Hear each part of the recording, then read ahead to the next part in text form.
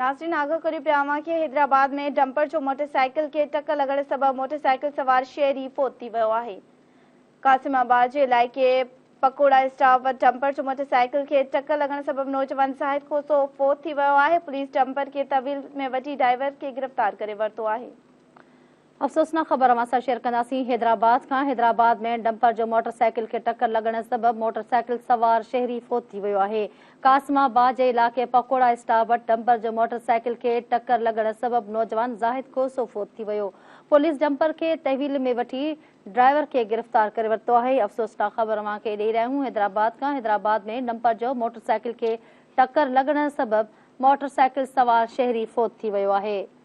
कासिमाबाद जे इलाइक़े पकोड़ा स्टॉप वटि डंपर जो मोटरसाइकिल के टक्कर लगण सबब नौजवान ज़ाहिद खोसो फोत थी वियो आहे।